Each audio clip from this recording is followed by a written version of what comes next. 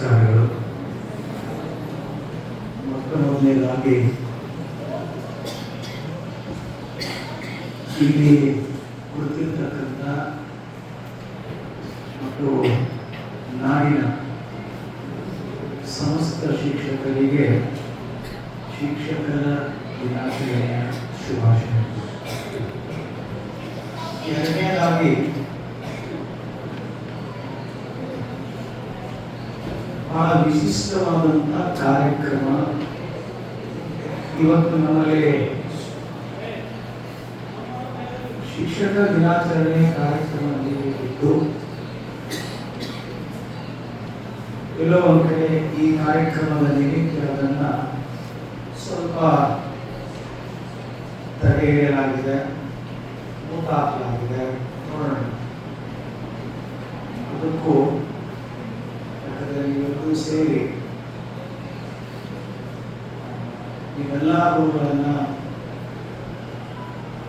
ನೀವು ಹೃದಯಕ್ಕೆ ಅಭಿನಂದಿಸಬೇಕಾಗಿದೆ. ಅದಕ್ಕೆ ಅವಕಾಶ ಮಾಡಿಕೊಳ್ಳೋಣ.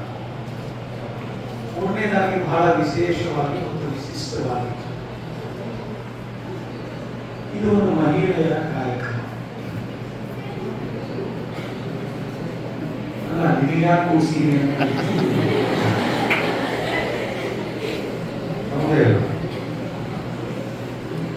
ಅದಕ್ಕೂ ಹೇಳ್ತೀನಿ.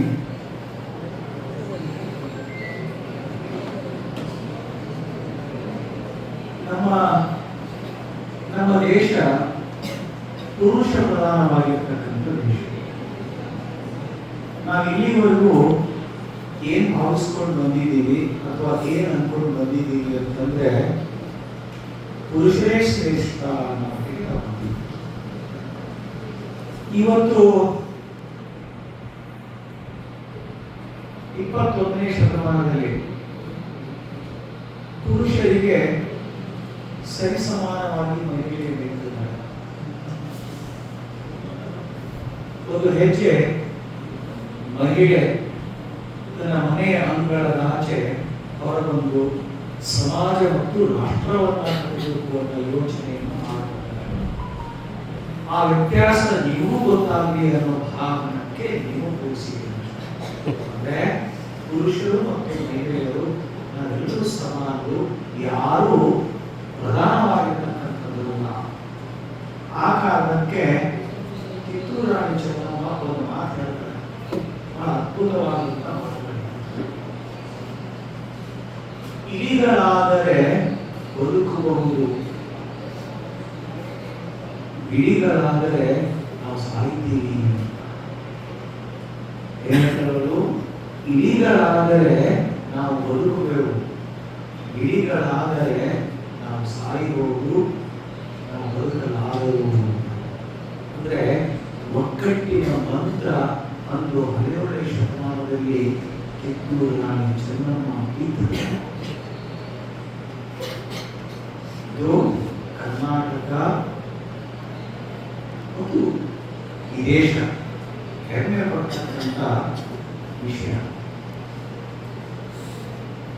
ಅದಕ್ಕಾಗಿ ನನ್ನ ಅಧ್ಯಕ್ಷ ಮಾತನಾಡೋದಷ್ಟೇ ಸಂಪೂರ್ಣವಾಗಿ ಸಮರ್ಪಕವಾಗಿ ಸುದೀರ್ಘವಾಗಿ ಮೇಡಮ್ ಎಲ್ಲೋ ನಿಂತಿದ್ದಾರೆ.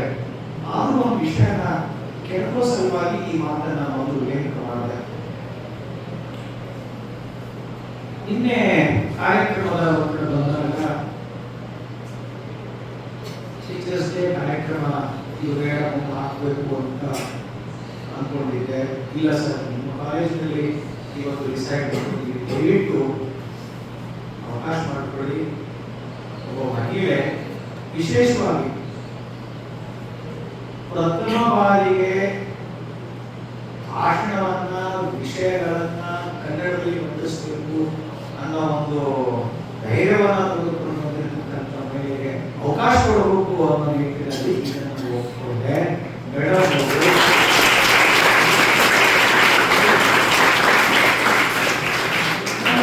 ನಾನು ಇಂಗ್ಲಿಷಲ್ಲಿ ಮಾತಾಡಲ್ಲ, ಮೇಡಮ್ ಇಂಗ್ಲಿಷಲ್ಲಿ ಮಾತಾಡೋದು ಬಹಳ ಸರಳ, ಆದರೆ ಕನ್ನಡದಲ್ಲಿ ಮಾತಾಡಿದ್ರೆ ನಮ್ಮ ಮಕ್ಕಳಿಗೆ ಮನಸ್ಸಿಗೆ ಇರ್ತಾರೆ.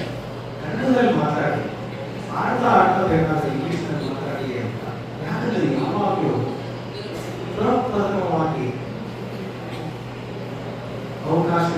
ಕೊಡಬೇಕು, ಅವರನ್ನ ಬೆಳೆಸಬೇಕು, ಅವಕಾಶಗಳ ಸೃಷ್ಟಿ ಮಾಡಬೇಕು, ಅವಕಾಶಗಳ ಕೊಡಬೇಕು, ಅವರ ಬೆನ್ನ ಹಿಂದೆ ನಾವು ಪ್ರೋತ್ಸಾಹಿಸಬೇಕು, ಅವರಿಗೆ ಬೆನ್ನಟ್ಟಿ ಮುಂದೆ ಕಳಿಸಬೇಕು. ಪ್ರತಿಭೆ ಇದ್ದಾಗ ಮಾತ್ರ ನಮ್ಮ ಸಾಮಾನ್ಯರಲ್ಲ. ಸೆಂಟ್ರಲ್ ಯೂನಿವರ್ಸಿಟಿಯಲ್ಲಿ ಡಾಕ್ಟರೇಟ್ ತಗೊಂಡು ಹುದ್ದೆಯನ್ನು ತಗೊಂಡು ಅವರು ಬಹಳ ದೊಡ್ಡ ಉಪನ್ಯಾಸ ಅಂತವರು ಅನಿಶ್ಚಿತಿ ಬರ್ತಾರಂತಂದ್ರೆ ಅದು ಸುಧಾರಣೆ. ಸೊ ಇವತ್ತಿನ ಕಾರ್ಯಕ್ರಮದ ಮುಖ್ಯ ಅತಿಥಿಯಾಗಿ ಆಗಮಿಸಿದಂತಹ ಸೋದರಿ ಡಾಕ್ಟರ್ ಪೂರ್ಣಿಮಾ ಕುಲಕರ್ಣಿ ಅವರೇ, ಈ ಕಾರ್ಯಕ್ರಮದ ಮುಂಭಾಗದಲ್ಲಿರ್ತಕ್ಕಂಥ ಎಲ್ಲ ನನ್ನ ಶಿಕ್ಷಕ ಮಿತ್ರರೇ, ಮೇಡಮ್ ಅವರೇ ಮತ್ತು ನನ್ನ ಪ್ರೀತಿಯ ಮಕ್ಕಳೇ, ತಮ್ಮೆಲ್ಲರಿಗೂ ಶರಣ. ಸುದೀರ್ಘವಾಗಿ ರಾಣಿ ಅಪ್ಪನವರ ಬಗ್ಗೆ, ಕಿತ್ತೂರು ರಾಣಿ ಚೆನ್ನಮ್ಮವರ ಬಗ್ಗೆ ಮತ್ತು ಅಹಿಲಾಬಾಯಿಯ ಬಗ್ಗೆ ವಿಷಯಗಳನ್ನು ನಾವು ಹೇಳ್ತಾ ಹೋಗುದು. ಆದರೆ ಒಂದು ಈ ಸಂದರ್ಭದಲ್ಲಿ ಯಾಕೆ ಈ ಮೂವರನ್ನ ಆಯ್ಕೆ ಮಾಡ್ತಿದ್ದಾರೆ? ಅನೇಕ ಮಹಿಳೆಯರಲ್ಲಿ ಈ ಮಹಿಳೆಯರು ಇವರೆಲ್ಲ ಚರ್ಚೆಗಳ ಪ್ರಯತ್ನ ಮಾಡಿ ಇನ್ನೊಬ್ಬರಿಗೆ ಮಾದರಿ ಮತ್ತು ಇದಕ್ಕೊಂದು ಇನ್ನೊಂದು ವಿಶೇಷವಾಗಿ ನಾನು ಆಡ್ ಮಾಡಬಹುದು, ಅದರ ವಿಷಯ ಬೇರೆ ಆಗುತ್ತೆ. ಇವ್ರ ಜೊತೆ ನಾನು ಯಾರ್ಯಾರು ಆಡ್ ಮಾಡ್ತೀನಿ, ಕೂಡಿಸ್ತೀನಿ ಅಂತಂದ್ರೆ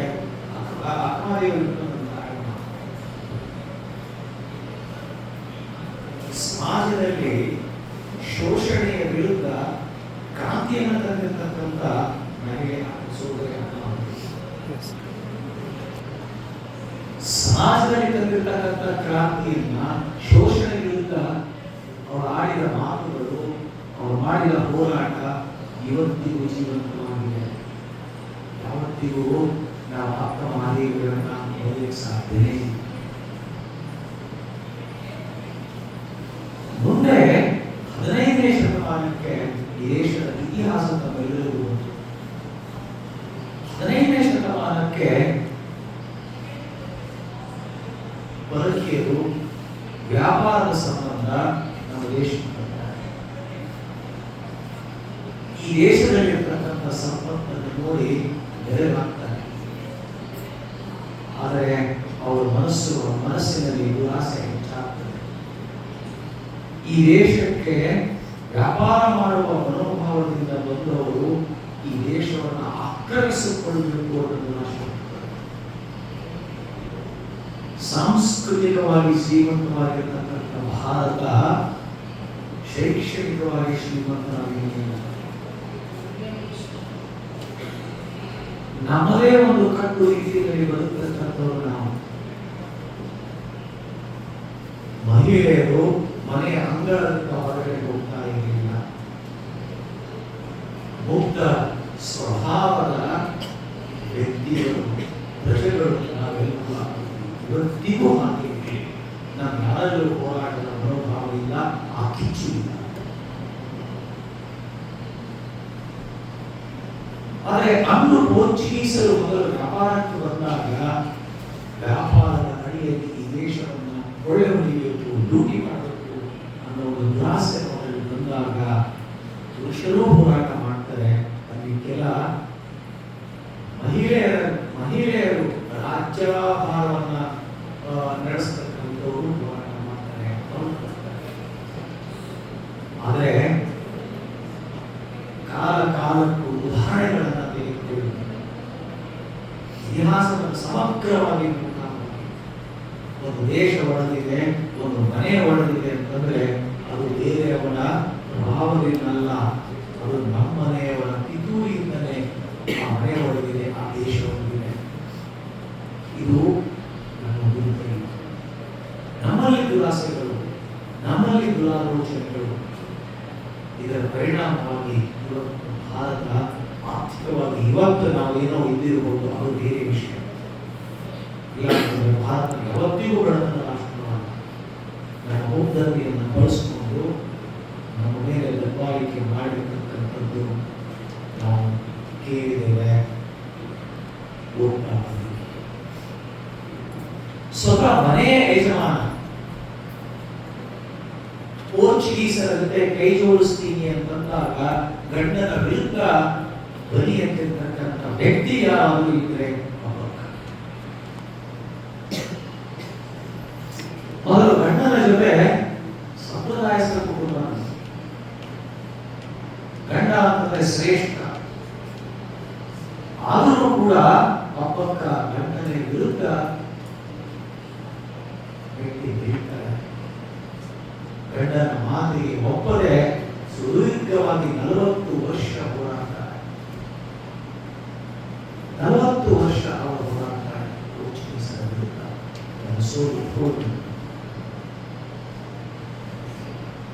ಅದೇ ರೀತಿ ನಾವು ರಾಣಿ ಚೆನ್ನಮ್ಮನ ಬಗ್ಗೆ ತೆಗೆದುಕೊಂಡಾಗ ಇದೇ ಅಂಶಗಳನ್ನು ಕೂಡ 15ನೇ ಶತಮಾನದಲ್ಲಿ ಅಪಕ್ಕ ಮಾಡಿರ್ತಕ್ಕಂಥ ಒಂದು ಕಿಚ್ಚು ಚೆನ್ನಮ್ಮನಿರುವಂತಹ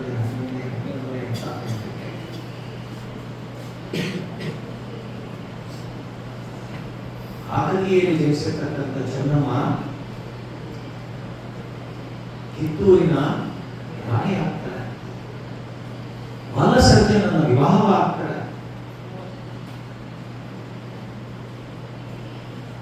ಆದರೆ ಈ ಕಿರಿ ವಯಸ್ಸಿನಲ್ಲಿ ಮಲ್ಲಸರ್ಜ ಮತ್ತು ಈ ದಂಪತಿಗಳಿಗೆ ಹುಟ್ಟಿರ್ತಕ್ಕಂಥ ಒಂದು ವಿಷಯ ಆಗ್ತಾರೆ.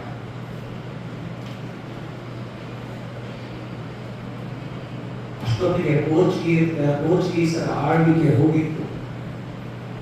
ಪೋರ್ಚುಗೀಸ್ ಬಂದರು, ಡಚ್ ಬಂದರು, ಆದ್ಮೇಲೆ ಬ್ರಿಟಿಷ್ ಬರ್ತಾರೆ, ಈಸ್ಟ್ ಇಂಡಿಯಾ ಕಂಪನಿ ಬರ್ತಾರೆ. ಈಸ್ಟ್ ಇಂಡಿಯಾ ಕಂಪನಿದವರು 200 ವರ್ಷಗಳ ಸುದೀರ್ಘವಾಗಿ ಈ ದೇಶವನ್ನು ತಮ್ಮ ಹಿಡಿತದಲ್ಲಿ ಇಟ್ಕೊಂಡಿದ್ದಾರೆ.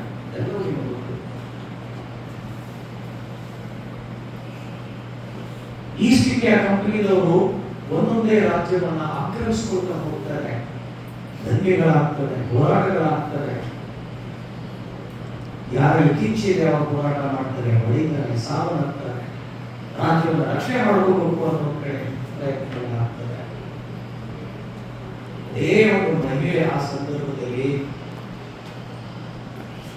ಈಸ್ಟ್ ಇಂಡಿಯಾ ಕಂಪನಿ ವಿರುದ್ಧ, ಯಾವತ್ತೂ ಈಸ್ಟ್ ಇಂಡಿಯಾ ಕಂಪನಿ ಕಿತ್ತೂರು ಸಾಮ್ರಾಜ್ಯವನ್ನು ವಶಪಡಿಸಿಕೊಳ್ಬೇಕು ಅಂತ ಬಂದಾಗ ಎದುರತ್ತಿ ನಿಲ್ತಾರೆ, ಹೋರಾಟಕ್ಕೆ ನಿಲ್ತಾರೆ ಅಂತ ಹೇಳಿ ಅವರಲ್ಲಿರ್ತಕ್ಕಂಥ ಕಿಚ್ಚು, ಅವರಲ್ಲಿರ್ತಕ್ಕಂಥ ಧೈರ್ಯ, ಅವರಲ್ಲಿರ್ತಕ್ಕಂಥ ಸಾಹಸ ಗಮನಿಸಬೇಕಾಗುತ್ತೆ.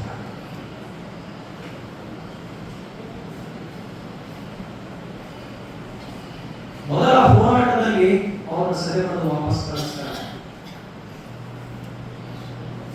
Rani Chennamma East India company ವಿರುದ್ಧ ಹೋರಾಡಿ ಪ್ರಥಮ ದಂಗೆಯಲ್ಲಿ ವಿಜಯವನ್ನು ಸಾಧಿಸ್ತಾರೆ.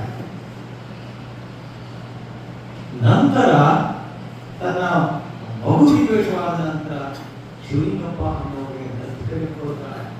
ಆದರೆ ಈಸ್ಟ್ ಇಂಡಿಯಾ ಕಂಪನಿಯವರು ಕಾನೂನು ಮಾಡಿಕೊಟ್ಟಿದ್ದಾರೆ. ದತ್ತು ಪುತ್ರರಿಗೆ ಸಾಮ್ರಾಜ್ಯವನ್ನ ಹಸ್ತರಿಸತಕ್ಕಂಥ ಯಾವುದೇ ಅವಕಾಶ ಕೊಡಲ್ಲ, ಈಸ್ಟ್ ಇಂಡಿಯಾ ಕಂಪನಿಗೆ ಹಸ್ತಾಂತರಿಸಬೇಕು ಅಂದಾಗ ರಾಣಿ ಚೆನ್ನಮ್ಮ ಏನು ಹೇಳ್ತಾರೆ ಗೊತ್ತಾ? ಬಹುಶಃ ನಿಮ್ಮೆಲ್ಲರಿಗೂ ಗೊತ್ತಿದೆ ಆ ಮಾತು. ಬ್ರಿಟಿಷರಿಗೆ ನಿಲ್ಲಲು, ಬ್ರಿಟಿಷರಿಗೆ ನಮ್ಮ ನೆಲದಲ್ಲಿ ನಿಲ್ಲಲು ದೀಕ್ಷೆ ಕೊಟ್ಟಿರ್ತಕ್ಕಂಥವ್ರು ನಾವು. ಇಲ್ಲಿ ನೀವು ನಿಮ್ಮ ಆಜ್ಞೆ ನಡೆಯಲ್ಲ, ನಮ್ಮ ಆಜ್ಞೆ ನಡೆಯಬೇಕು, ನಮ್ಮ ನೆಲ ಅಂತ ಹೇಳ್ತಾರೆ. ನಾವು ನೆಲಕ್ಕೆ ದೀಕ್ಷೆ ಕೊಟ್ಟಿದ್ದೀವಿ, ಇಲ್ಲಿ ಉಳಿಯೋಕೆ ದೀಕ್ಷೆ ಕೊಟ್ಟಿದ್ದೀವಿ. ನೀವು ನಮ್ಮ ಮೇಲೆ ದಬ್ಬಾಳಿಕೆ ಹಾಕಬೇಕು.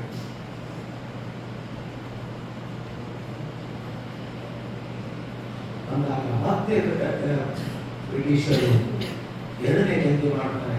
ಆ ಸಂದರ್ಭದಲ್ಲಿ ರಾಣಿ ಚೆನ್ನಮ್ಮ ಹೋರಾಟ ಸಾವನ್ನಪ್ಪಿಲ್ಲ. ಬಯಲು ಹೋಗುವುದಲ್ಲಿ ಅವಳನ್ನ ವಶಪಡಿಸ್ಕೊಳ್ತಾರೆ. ಇದು ರಾಣಿ ಮಾಡಿದಂಥ ಸಾಹಸ. ಒಂದು ಕಡೆ ಅಪ್ಪಕ್ಕ, ಒಂದು ಕಡೆ ರಾಣಿ ಚೆನ್ನಮ್ಮ, ಇವರಿಬ್ಬರನ್ನ ಹೋಲಿಕೆ ಮಾಡುವಾಗ ಹೆಣ್ಮಕ್ಕಳಿರ್ತಕ್ಕಂಥ ಧೈರ್ಯ, ಸಂಕೇತ ನಿಮ್ಮಲ್ಲೂ ಧೈರ್ಯ, ಬರೀ ಸಾಹಸ ಮಾಡಬೇಕು ಅಷ್ಟೇ. ಅಪ್ಪಕ್ಕ ಮತ್ತು ಚೆನ್ನಮ್ಮ ಅತ್ಯುತ್ತಮ ಆಡಳಿತಗಾರರು, ಕರ್ನಾಟಕದ ಮೊದಲು ಸಾಂಸ್ಕೃತಿಕ ನಾಯಕಿ, ಜಾನಪದ ನಾಯಕಿ ಯಾರು ಅಂದರೆ ಕಿತ್ತೂರು ಚೆನ್ನಮ್ಮ. ಎಲ್ಲ ಇನ್ನೊಬ್ಬರಿಗೆ ಪ್ರೇರಣೆ ಹಾಕಿಕೊಡ್ತಾರೆ, ಮಾದರಿ ಹಾಕಿಕೊಡ್ತಾರೆ. ಈ ವಿಷಯಗಳು ಬೇರೆ ಬೇರೆ ಕಡೆಯಿಂದ ಉಪನ್ಯಾಸಕರು ಬಂದು ಇನ್ನೂ ಈ ಅಂಶಗಳನ್ನು ಯಾಕೆ ಹೇಳ್ತಾರೆ ಅಂತಂದ್ರೆ, ನಾವೆಲ್ಲರೂ ಶಕ್ತಿ ಮನಸ್ಸು ಮಾಡೋದಕ್ಕಷ್ಟೇ. ನಾವೆಲ್ಲರೂ ವಿದ್ಯಾವಂತರಾಗಬೇಕು. ಮೂರನೇ ಮಹಿಳೆ ಯಾರನ್ನ ಆಯ್ಕೆ ಮಾಡ್ಕೊಂಡಿದ್ದಾರೆ ಅಂತಂದ್ರೆ ರಾಣಿ ಅಹಲ್ಯ. ರಾಣಿ ಅಹಲ್ಯಾಬಾಯಿಯ ಒಂದು ಆಡಳಿತ ಮಹಾರಾಷ್ಟ್ರದಲ್ಲಿ ಹುಟ್ಟಿರ್ತಕ್ಕಂಥ ಅವರು ತನ್ನ ಸಾಮ್ರಾಜ್ಯ ಮಹಾರಾಷ್ಟ್ರದಲ್ಲಿದ್ದು ಕೂಡ ಇಡೀ ದೇಶದ ಉದ್ದಗಲಕ್ಕೂ ಸಾಮ್ರಾಜ್ಯವನ್ನು ವಿಸ್ತರಿಸ್ತಾರೆ. ಮಹಾರಾಷ್ಟ್ರದ ಗಡಿದಾಟಿ ಹೋಗ್ತಾರೆ. ಅನೇಕ ಧಾರ್ಮಿಕ ಮತ್ತು ಸಾಮಾಜಿಕ ಕಾರ್ಯಗಳ ಮುಖಾಂತರ ಅಹಲ್ಯಾಬಾಯಿ ವಿಶಿಷ್ಟವಾಗಿ ಗಮನಿಸಿದ್ದಾರೆ.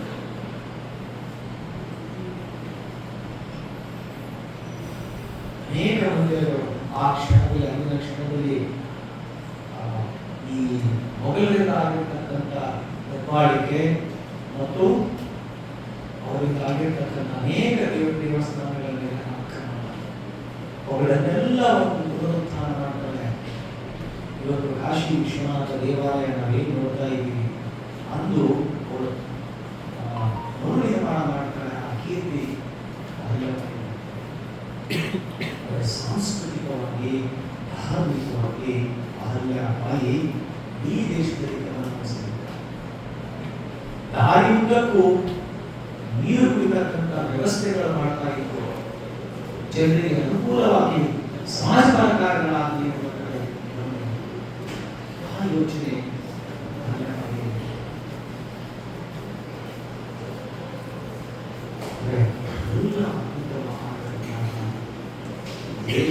ಶ್ರೇಷ್ಠ ಮಹಿಳೆಯರು. ಬರೀ ಈ 3 ಮಹಿಳೆಯರಲ್ಲಿ ಅನೇಕ ಮಹಿಳೆಯರು ಅಂದು ಇಂದು ಕೆಲಸ ಮಾಡ್ತಾರೆ. ಮಹಿಳೆಯರು ಯಾವುದೇ ಕಾರಣಕ್ಕೂ ಪುರುಷರಿಗಿಂತ ಕಡಿಮೆ ಮಾಡಬಾರದು. ಒಂದು ಕಾಲ ಇತ್ತು ಮಹಿಳೆ ಅಂತಂದ್ರೆ ಮನೆ, ಆದರೆ ಇವತ್ತು ಹಾಗಲ್ಲ. ಮನೆಯಿಂದ ಆಚೆ ಸಮಾಜವನ್ನು ನಿರ್ಮಾಣ ಮಾಡ್ತಿದ್ದಾಳೆ, ರಾಷ್ಟ್ರವನ್ನು ನಿರ್ಮಾಣ ಮಾಡ್ತಾ ಇದ್ದಾಳೆ. ಮನೆ ಕಟ್ಟೋದ್ರ ಜೊತೆ ರಾಷ್ಟ್ರವನ್ನೂ ಕಟ್ತಾ ಇದ್ದಾಳೆ. ಬರೀ ರಾಷ್ಟ್ರ ಕಟ್ಟೋದ್ರಲ್ಲಿ ಮಹಿಳೆಯ ಕೊಡುಗೆನೆ ಮಾಡಿರುತ್ತದೆ. ತಾಯಿ ಮಕ್ಕಳಿಗೆ ಸಂಸ್ಕಾರ ಕೊಡ್ತಕ್ಕಂಥ ಕೆಲಸ. ತಾಯಿ ಸಂಸ್ಕಾರ ಕೊಡದೆ ಹೋದಾಗ ದೇಶ ಏನಾಗಬಹುದು ಅನ್ನೋದನ್ನ ಯೋಚನೆ ಮಾಡಬೇಕಾಗಿದೆ. ಅದಕ್ಕೆ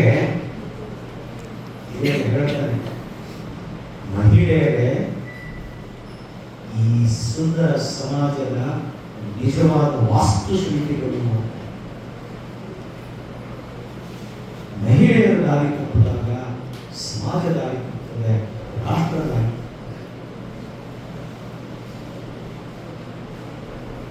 ಮಕ್ಕಳು ವಿಶೇಷವಾಗಿ ನಿಮ್ಮಂತಹ ದೊಡ್ಡ ಶಕ್ತಿ, ಕಷ್ಟಗಳನ್ನ ಮನಸ್ಸು ಮಾಡಬೇಕು, ಹೇಗೆ ಮಾಡಬೇಕು. ಈ ಹೋರಾಟಗಾರರು, ವೀರ ಮಹಿಳೆಯರು, ಬೇರೆ ಕ್ಷೇತ್ರದಲ್ಲಿ ಸಾಧನೆ ಮಾಡಿರ್ತಕ್ಕಂಥ ಮಹಿಳೆಯರು ನಿಮಗೆ ಪ್ರೇರಣೆ ಆಗಬೇಕು, ಮಾದರಿ ಆಗಬೇಕು. ಪುರುಷನಿಗೆ ಮೀರಿ ನಾನು ಬೆಳಿಬೇಕು, ಈ ರಾಷ್ಟ್ರದ ನಿರ್ಮಾಣದಲ್ಲಿ ನಾನು ಕೆಲಸಗಳನ್ನು ಮಾಡಬೇಕು ಅನ್ನೋ ಯೋಚನೆ ನಿಮ್ಮಲ್ಲಿರಬೇಕು. ಆದರೆ ಒಂದು ಯಾವತ್ತೂ ಯಾವುದೇ ಕಾರಣಕ್ಕೂ ಅದು ಪುರುಷ ಪ್ರಧಾನವಾಗಿರಲಿ, ಪುರುಷರ ಪ್ರಧಾನರೋ ಮಹಿಳೆಯರ ಪ್ರಧಾನರೋ ಬೇರೆ ವಿಷಯ, ಪ್ರಧಾನ ಯಾರೇ ಆಗಲಿ ಈ ನಾಡಿನ ಸಂಸ್ಕೃತಿಯನ್ನು ಯಾವತ್ತೂ ಉಳಿಸ್ತಕ್ಕಂಥ ಕೆಲಸವನ್ನು ಏನು ಮಾಡಬೇಕಾಗಿದೆ. ಇವತ್ತು ಆಧುನಿಕ ವಿಜ್ಞಾನದಿಂದ ಯುಗದಲ್ಲಿ ನಡೆಯುವುದು ಮಾಡರ್ನೈಸೇಷನ್ ಅನ್ನೋದು ನಮಗೆ ಬಹಳಷ್ಟು ಏನಾಗಿದೆ ಕಣ್ಣೆಲ್ಲ ಕಾಣುತ್ತದೆ. ಮಾಡರ್ನೈಸೇಷನ್ ಅಂದ್ರೆ ವಿಚಾರಗಳನ್ನು ಮಾಡರ್ನೈಸೇಷನ್ ಅಂದ್ರೆ ನಾವು ಹೇಗೆ ಶ್ರೇಷ್ಠವಾಗಬೇಕು, ನಮ್ಮ ವಿಚಾರಗಳು ಹೇಗೆ ಬದಲಾಗಬೇಕು ಅನ್ನೋ ಅಂಶಗಳೇ ನಮ್ಮದಾಗಿರಬೇಕು. ಆದರೆ ನಮ್ಮ ಕುಟುಂಬದ ಸಂಪ್ರದಾಯ, ಸಂಸ್ಕೃತಿ, ನಾವು ನಡೆದು ಬಂದ ದಾರಿ ಅದನ್ನು ತೋರಿಸ್ತಕ್ಕಂಥ ಕೆಲಸವನ್ನು ಮಾಡಬೇಕು. ಒಂದೊಂದು ದಿನ ಇವತ್ತು ಅನೇಕ ವಿಷಯಗಳು ಕೇಳ್ತಾ ಇದ್ದೀವಿ. ಅನೇಕ ವಿಷಯಗಳು ಇವತ್ತು ಡಿವೋರ್ಸ್ ಕೇಸಸ್ ಯಾಕೆ ಹೆಚ್ಚಾಗ್ತದೆ? ಸುಪೀರಿಯಾರಿಟಿ ಅನ್ನೋ ಶಬ್ದ ನಾನು ಯಾರಿಗೆ ಕಡಿಮೆ, ಇಲ್ಲಿ ಯಾರಿಗೆ ಕಡಿಮೆ ಅಂತ ಹೊಂದಾಣಿಕೆಯಾಗಿ ಜೀವನವನ್ನ ತೆಗೆದುಕೊಂಡು ಹೋಗುವುದು, ಹೊಂದಾಣಿಕೆಯಾಗಿ ಬಾಳಬೇಕು, ಒಂದು ಒಳ್ಳೆಯ ವಿಚಾರಗಳಲ್ಲಿ ಜೀವನ ತೆಗೆದುಕೊಂಡು ಆ ಪರಿಕಲ್ಪನೆಯಲ್ಲಿ ನೀವು ಇವತ್ತಿನ ಈ 3 ಮಹಿಳೆ 4 5 ಪ್ಲಸ್ ಎಲ್ಲರೂ ಅವರ ಒಂದು ಪ್ರಭಾವದಿಂದಾಗಿ ನೀವು ಅವರಿಂದ ಒಂದು ಶ್ರೇಷ್ಠ ಜೀವನ ನಡೆಸಿಕೊಟ್ಟಿದ್ದೆ. ಆದಲ್ಲಿ ಇಂತಹ ಕಾರ್ಯಕ್ರಮಗಳಿಗೆ ಅರ್ಥವಾಗುತ್ತೆ. ಇಂತಹ ಕಾರ್ಯಕ್ರಮಗಳಿಗೆ ಬರೀ ಕಾರ್ಯಕ್ರಮ ಆಯಿತು, ಮನೆಗೆ ಹೋಗ್ತೀವಿ, ಮುಗಿತು ಅಂತಲ್ಲ. ಅವರ ಅಂಶಗಳನ್ನು ಅತ್ಯುತ್ತಮ ಜೀವನವನ್ನು ಕಟ್ಟಿಕೊಳ್ಬೇಕು. ಇದು ನನ್ನ ರಾಷ್ಟ್ರ, ಇದು ನನ್ನ ಸಭ್ಯತೆ, ಇದು ನನ್ನ ಸಂಪ್ರದಾಯ, ಇದು ನನ್ನ ಸಂಸ್ಕೃತಿ, ಇದು ನನ್ನ ಸಂಸ್ಕಾರ ಅನ್ನೋ ವಿವೇಕ ಮಾತ್ರ ನೀವು ಸಂಪೂರ್ಣ ಆಗಬೇಕು. ಎಲ್ಲರ ಆಶಯ ಅನೇಕನಲ್ಲಿ ಒಳ್ಳೆಯದಾಗಲಿ. ಮತ್ತೊಮ್ಮೆ ಎಲ್ಲ ಮಾಹಿತಿ ಕೊಡುತ್ತಿದ್ದಕ್ಕಾಗಿ ಅವರ ಒಂದು ಅಮೂಲ್ಯವಾದಂಥ ಸಮಯ ನನ್ನ ಮಕ್ಕಳಿಗೆ ಕೊಟ್ಟಕ್ಕಾಗಿ ಎಲ್ಲರ ಪರವಾಗಿ ಧನ್ಯವಾದಗಳು ಹೇಳ್ತಾ ನನ್ನ ಮಾತಿಗೆ ವಿರಾಮ.